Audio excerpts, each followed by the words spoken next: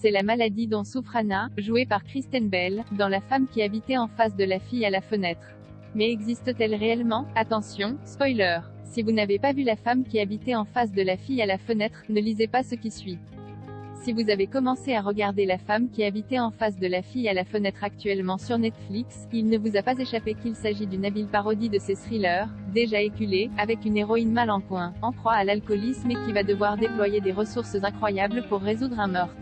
Rien que ça. Ici, l'histoire est centrée sur Anna, Kristen Bell, une artiste accomplie dans le passé, qui s'enfonce dans une spirale infernale après la mort violente de sa fille, Elizabeth. À présent, elle boit du vin, prend des pilules, passe ses journées à regarder par la fenêtre la vie apparemment heureuse de ses voisins. C'est quoi l'ombrophobie? Mais Anna a une maladie appelée ombrophobie ou la peur de la pluie. Cette maladie est-elle réelle ou bien inventée? L'ombrophobie existe bel et bien. Cela vient du grec ombro qui signifie averse et phobos qui signifie peur. Le terme ombrophobie a été adopté dans le lexique de la psychologie. On parle aussi de pluie. Comme toute autre phobie, la réponse du patient à l'ombrophobie peut varier. Pour certains, la simple mention de la pluie peut déclencher un épisode qui peut potentiellement inclure une grave attaque de panique. D'autres devront être dehors sous la pluie pour réagir. Pour quelques rares ombrophobes, la maladie est le résultat de la peur des pluies acides. Un ombrophobe peut également avoir une aquaphobie, peur de l'eau, ou la peur de la noyade ou encore des inondations.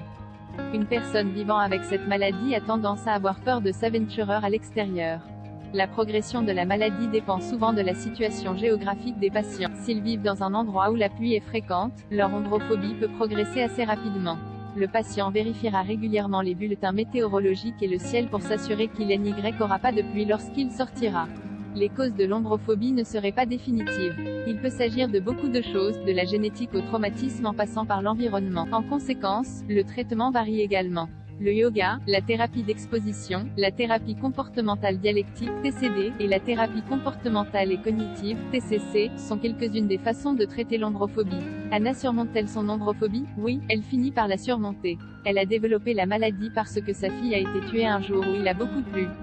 Dans une scène paroxystique à la fin de la saison, elle se traîne sous la pluie, croyant que Buell, Cameron Britton, dont elle a appris qu'il est un tueur réformé, se rend au domicile de ses voisins pour les tuer. La vérité se révèle être quelque chose de complètement différent. Elle découvre que le véritable tueur est Emma Samsarayet, la fille de Neil son voisin. Après qu'Anna a tué la jeune meurtrière psychopathe, sa vie semble reprendre son cours.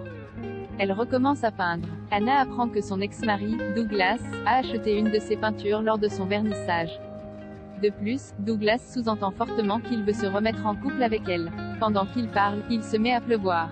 Anna se rend compte qu'elle n'a plus peur de la pluie et se met à tournoyer de joie. Mais rien n'indique dans cette séquence que les troubles liés à l'ombrophobie peuvent se résoudre aussi simplement.